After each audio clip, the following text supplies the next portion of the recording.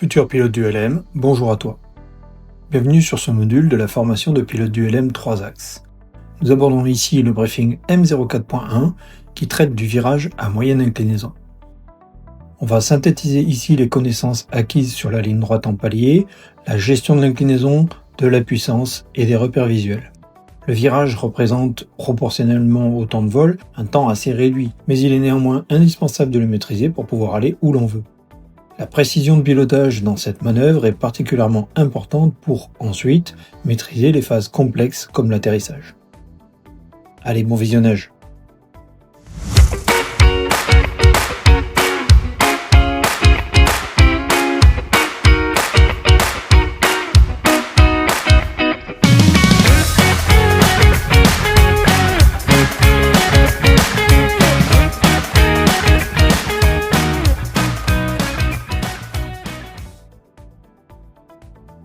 Dans cette leçon, l'objectif numéro 1 est de savoir mettre l'ULM en virage, puis l'y maintenir, et ceci en conservant le palier.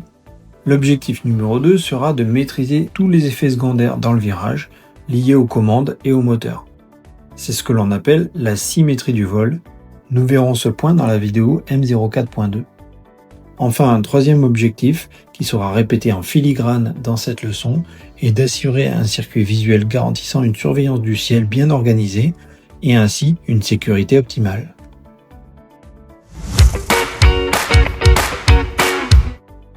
Comme on l'a vu lors de la leçon M02.1, l'inclinaison est l'angle que font les ailes avec l'horizontale.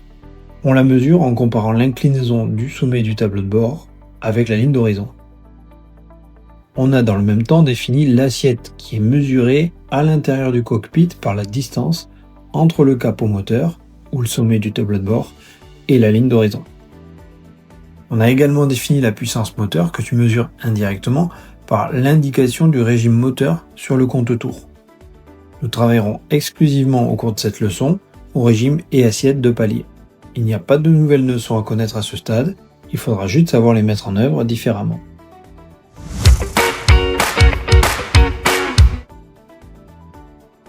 Lors de la ligne droite, les forces qui s'appliquent sur l'ULM sont à l'équilibre. L'ULM est donc en trajectoire rectiligne et à vitesse constante. En virage, il en va différemment. On incline l'ULM pour créer un déséquilibre de force qui tire l'ULM du côté où l'on s'incline. La force latérale qui en résulte provoque une déviation de la trajectoire tant que l'ULM reste incliné. C'est l'effet recherché. Dès que l'on remet l'ULM à l'horizontale, il reprend la ligne droite. Il existe un certain nombre d'effets non recherchés qui viennent compliquer cette opération de mise en virage, puis de virage établi. Nous ne les détaillerons pas toutes dans ce briefing. Dans la leçon M04.2, nous verrons le lacet inverse et un aperçu des effets moteurs.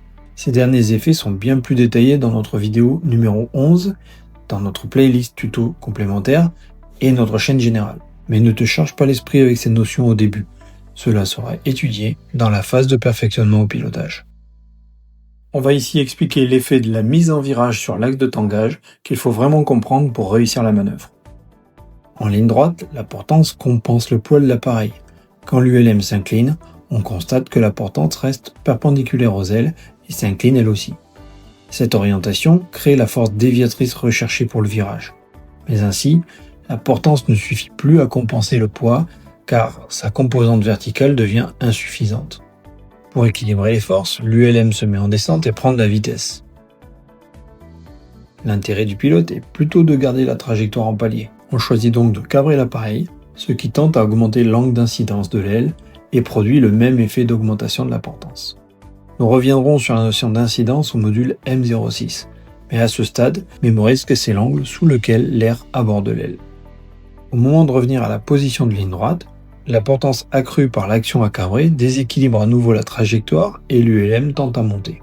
Tu dois alors le faire piquer pour maintenir le palier. Voyons maintenant comment agir en vol.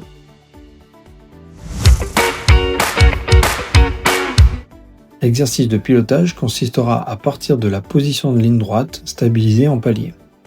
Tu devras en premier lieu assurer un contrôle visuel de la zone de virage pour éviter un possible conflit ou risque d'abordage avec un autre aéronef. Puis tu vas agir au manche en roulis pour réaliser la mise en virage à proprement parler. Arrivé à l'inclinaison recherchée, c'est-à-dire 15 à 20 degrés pour tes premiers essais, tu devras neutraliser ton action en roulis pour stabiliser l'inclinaison de l'ULM. À ce stade, tu devras alors veiller à tenir l'assiette à hauteur constante sur l'horizon. Ton exercice consistera à maintenir le virage d'abord sur un quart à un demi-tour, puis un tour complet. Après chaque secteur de virage demandé par l'instructeur, tu reviendras à inclinaison nulle en maintenant l'assiette constante. À la sortie de virage aussi, tu devras tourner la tête et veiller à ne pas croiser la trajectoire d'un autre appareil. Pour virer à gauche, tu agis sur le manche à gauche et tu dois accompagner l'action au manche d'une action proportionnée sur la commande de palonnier. Pendant cette action, tu dois aussi agir sur le manche légèrement en arrière pour empêcher que le nez de l'appareil ne pique. Pour revenir à la ligne droite, tu agis de la même manière sur le manche à l'extérieur du virage en l'accompagnant d'une action au palonnier du même côté. En même temps, tu dois ramener le manche légèrement vers l'avant, sinon l'ULM a tendance à cabrer. Avec le temps, tu maîtriseras mieux l'effet secondaire en tangage et tu agiras en même temps en roulis et en tangage. Mais ce n'est pas l'objectif au tout début. Prends le temps d'observer le changement d'assiette et de décomposer tes actions. On n'insiste pas trop sur le dosage des palonniers pour le moment, car c'est le thème de la vidéo suivante sur la symétrie.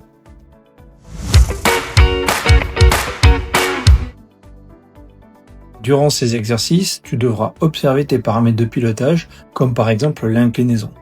Tu devras notamment être capable de repérer une inclinaison de 10, 15 ou 20 degrés et la garder stable. Ce n'est pas forcément évident car il n'y a pas de rapporteur pour faire la mesure exacte. Il faut donc apprendre à évaluer cet angle à l'œil. Tu devras aussi savoir garder l'assiette constante ou du moins la ramener à sa position de référence, identique à celle observée en ligne droite. Toutefois, l'observation de l'assiette en virage est plus difficile qu'en ligne droite. En effet, le tableau de bord est large sur un biplace côte à côte, et lors de la mise en virage à gauche, la partie droite se soulève et la partie gauche s'abaisse. Seule la zone centrale du tableau de bord reste réellement lisible comme en ligne droite, mais comme tu te trouves décalé à gauche, tu n'es pas idéalement placé. Retiens simplement que depuis la place commandant de bord, en virage à gauche, ton côté du tableau de bord descend, l'autre remonte.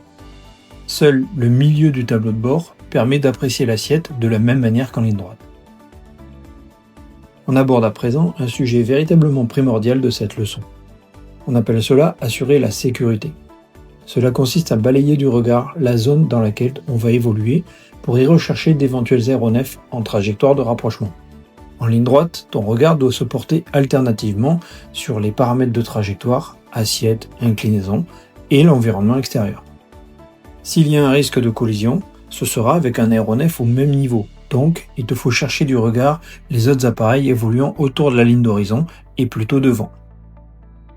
À une fréquence moins élevée, tu peux aussi surveiller tes instruments de vol et instruments moteurs. Préalablement à toute action au manche en vue d'un virage, tu dois tourner la tête du côté où tu projettes de virer afin de rechercher d'éventuels appareils sur l'horizon dans le secteur. Précisément, tu dois opérer un balayage du regard depuis 30 degrés à l'opposé jusqu'à 120 degrés du côté du virage projeté.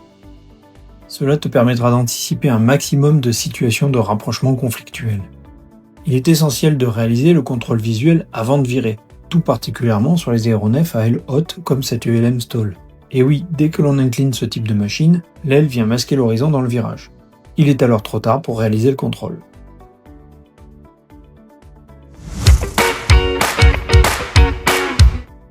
Ces exercices pourront occuper plusieurs leçons avant d'être bien maîtrisés. Au fur et à mesure, ton instructeur pourra augmenter l'inclinaison demandée et la durée du virage établi. D'autres exercices de perfectionnement comme le battement d'aile ou le virage en montée ou en descente viendront compléter ta maîtrise du sujet.